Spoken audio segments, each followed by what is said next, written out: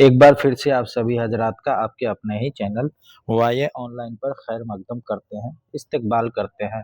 दोस्तों, आज हम बात करेंगे बीपीएससी टीआरई 4.0 के लिए जो हमारी क्लास की सीरीज चलाई जा रही है, उसमें ये नेक्स्ट क्लास है, अगला क्लास है। इससे पिछला क्लास भी बहुत सारे हमने करा रखे हैं, तो अगर आपने वहां से नहीं देखा है तो हमारे चैनल पे जाके वहां से आप देख सकते हैं, ठीक है, और अपनी तैयारी को चार चांद लगा सकते हैं।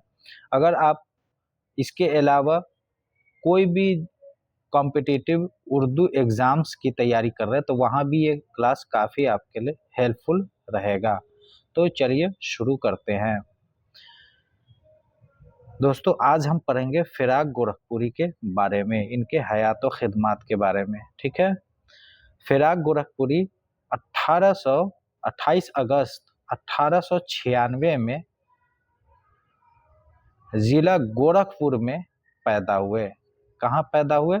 तो गोरखपुर में पैदा हुए, इसीलिए इनके नाम के साथ गोरखपुरी लगा दिया गया। ठीक है, इनका असल नाम पूछा जाता है, अक्सर एग्जाम में आपसे पूछा जाता है कि फिराक गोरी का असल नाम क्या है। तो फिराक गोरखपुरी का असल नाम रघुपति सहाय है। ये याद रखिएगा, ये काफ़ी इम्पोर्टेंट है। हर एग्ज़ाम में इससे एक दो क्वेश्चन आपको देखने को मिल जाते हैं। तो इनका ये बीपीएससी टीआरई 3 में भी ये क्वेश्चन पूछा गया था कि फिराक गोरखपुरी का असल नाम क्या है, तो रघुपति सहाय है। ठीक है, ये 1896 में गोरखपुर में पैदा हुए और इनका इंतकाल 1982 ईस्वी में दिल्ली में हुआ। ये हरकत कल्ब रुकने की वजह से हुआ था। ठीक है, मतलब हार्ट अटैक की वजह से इनका इंतकाल हो गया था। ठीक है, वालिद का नाम गोरख प्रसाद था। ठीक है, शायरी भी करते थे और इबरत तखल्लुस रखते थे इनके वालिद। ठीक है, पेशे से वकील थे और शायरी भी करते थे। ठीक है, आगे देखते हैं।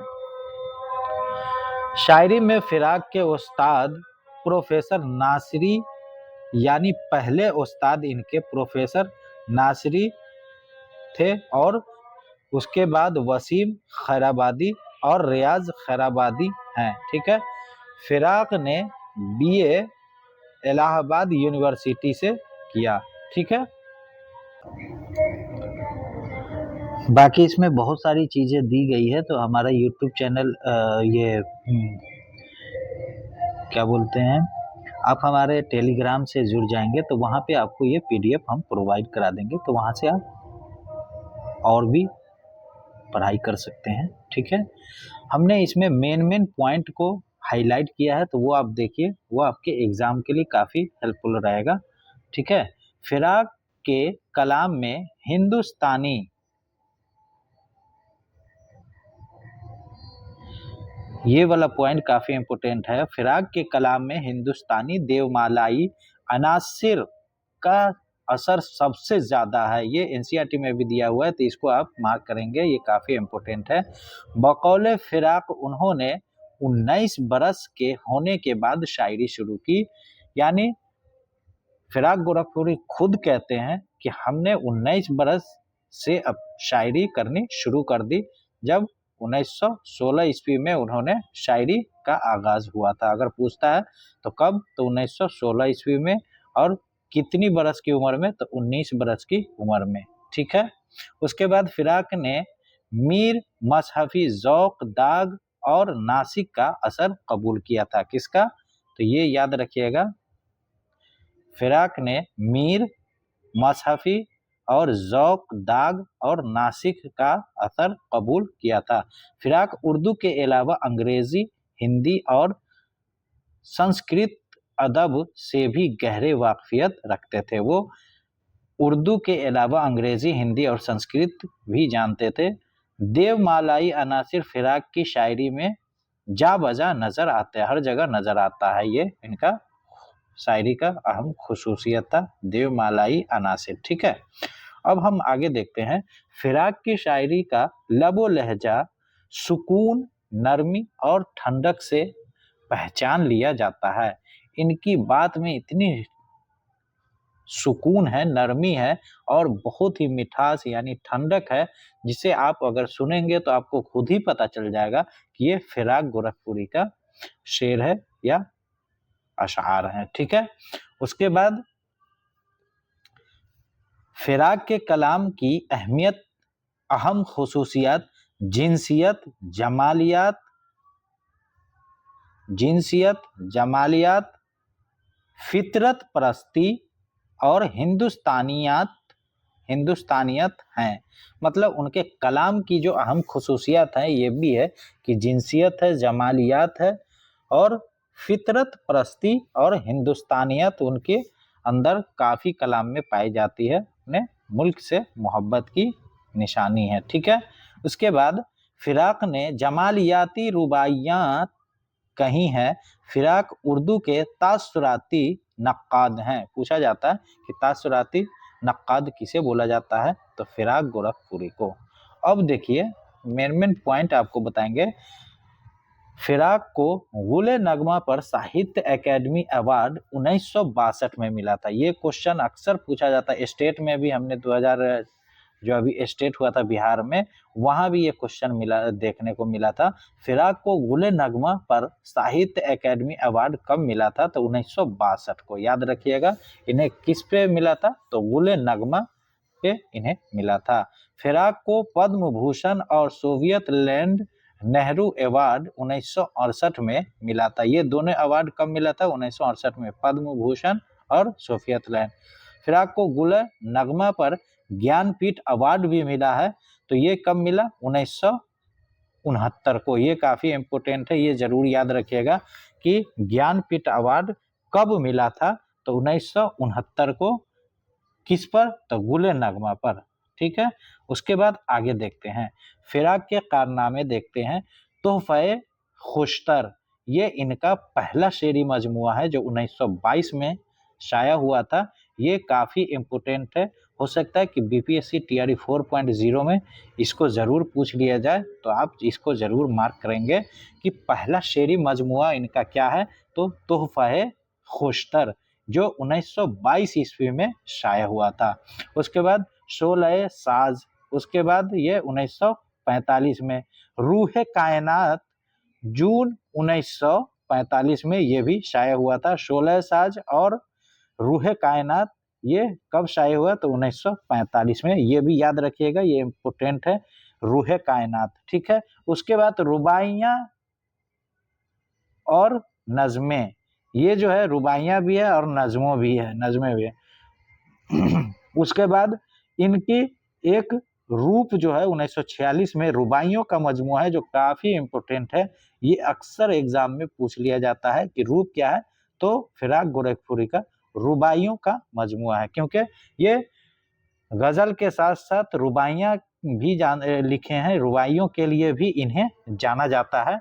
ठीक है, क्योंकि अमजद हैदराबादी के बाद और एक और है, उनके बाद इनका नाम आता है तीसरे नंबर पे रुबाइयों के लिए। ठीक है, जगत मोहन लाल रवां के बाद एक अमजद हैदराबादी और जगत मोहन लाल रवां रुबाइयों के लिए जाने जाते हैं। तीसरे नंबर पे फिराक गोरखपुरी को भी जाना जाता है रुबाइयों के लिए। ये इन्होंने रूप, जो रुबाइयों का मजमुआ है, जो 1946 में शाया हुआ था, ये काफ़ी इम्पोर्टेंट है, इसको जरूर मार्क कीजिएगा दोस्तों, ये काफ़ी इम्पोर्टेंट है, यहाँ से क्वेश्चन बन सकते हैं। ठीक है, उसके बाद देखिए शबनमिस्तान 1947 में। कब, 1947 में। ठीक है, उसके बाद देखिए गुल नगमा, हम खुद ही हाईलाइट कर रहे हैं, आप इसको स्क्रीनशॉट भी ले सकते हैं और ये मेन पॉइंट को याद करना है। ज़्यादा पढ़ेंगे तो आप कंफ्यूज हो जाएंगे, जो आपको पॉइंट टू द पॉइंट पढ़िए, ताकि आपको एग्जाम में ज़्यादा दिक्कत ना हो और कामयाबी आसानी से मिल जाए, क्योंकि बहुत पढ़ना है, इसलिए डीपली पढ़ाएंगे तो ही आप समझ पाएंगे। इसलिए आप मेन पॉइंट को जो हम हाईलाइट कर रहे हैं उस पर आप जरूर नजरसानी रखें। शेरिस्तान 1966 को, एक है पिछली रात 1969 को। ठीक है, उसके बाद हम आगे देखते हैं। उर्दू की इश्किया शायरी 1945 में, ये भी काफी इंपोर्टेंट है दोस्तों, इसको याद रखिएगा, एनसीईआरटी में भी दिया हुआ है। हाशिए उर्दू गजल गोई 1955 में, ये भी याद रखिएगा।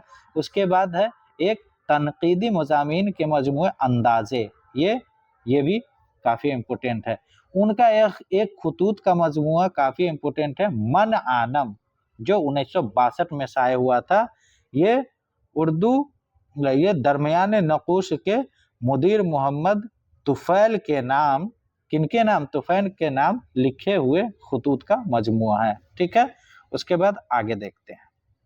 फिराक के बारे में मुख्तलिफ आराओ ख्यालात, कुछ मुहक्किक क्या कहते हैं, इनके ख्यालात जरा देखते हैं। मोहम्मद हसन ने फिराक को उर्दू शायरी का स्कॉलर्ड, उसके बाद मोहम्मद हसन ने फिराक को उर्दू अदब का जानसन कहा है।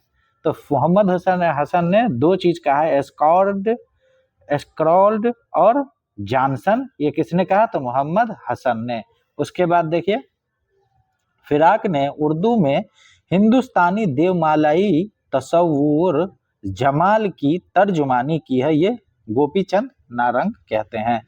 फिराक हुस्नो जमाल की बोलती हुई रूह के शायर हैं, गोपीचंद नारंग कहते हैं। ठीक है, फिराक हुस्नो जमाल की बोलती हुई रूह के शायर हैं, ये गोपीचंद नारंग कहते हैं। आगे देखते हैं। उर्दू शायरी में आने वाली शख्सियत फिराक की है, असगर गोंडवी कहते हैं। उस तरह से मैं फिराक को उर्दू गजल का एक अहम सुतून तस्लीम करता हूँ, ये कलीमुद्दीन अहमद कहते हैं। जो भी अकवाल में एक लगा रहेगा तो समझ जाइए कि वो कलीमुद्दीन अहमद की है। ठीक है, ये ट्रिक है। दुनिया से जाते हुए गजल को फिराक के जिम्मे किए जा रहा हूँ, ये यगाना चंगेजी का कॉल है। ठीक है, याद रखिएगा। शमसुर रहमान फारूकी ने यह ख्याल जाहिर किया कि अगर फिराक ना होते तो नासिर काज़मी, खलीलुर रहमान और इब्न इंशा ना होते। ठीक है, उसके बाद आगे देखते हैं। अगर मुझसे पूछा जाए कि आज के शोरा में सबसे दरख्शा मुस्तकबिल किसका है, तो मैंने तन्हा फिराक का नाम लूंगा, नियाज फतेहपुरी का है। ठीक है, अब हम थोड़ा सा एनसीईआरटी का देखते हैं। फिराक गोरखपुरी, ये वही चीज है, 1896 में पैदा हुए। उनका असल नाम क्या था? रघुपति सहाय। वो गोरखपुर में पैदा हुए। ठीक है, उसके बाद इसमें भी एनसीईआरटी में थोड़ा देखते हैं, वही चीज हमने पहले ही बता दिया। देखिए, यहाँ भी शेरिस्तान, शबनीमिस्तान, रूह कायनात, गुले नगमा, ये सब उनके मशहूर शेरी मजमूए हैं। रुबाइयों का मजमूआ रूप काफी इंपोर्टेंट है, यहाँ भी दिया हुआ, तो क्वेश्चन बन सकता है। हाशिए अंदाजे उर्दू की इश्किया शायरी और उर्दू गजल गोई मशहूर हैं। इंतकाल उनका दिल्ली में हुआ था और आखिरी रसूम इलाहाबाद में। ठीक है, इस तरह से आज का हमारा ये क्लास खत्म होता है। मिलते हैं अगले क्लास में, तब तक के लिए खुदा हाफिज।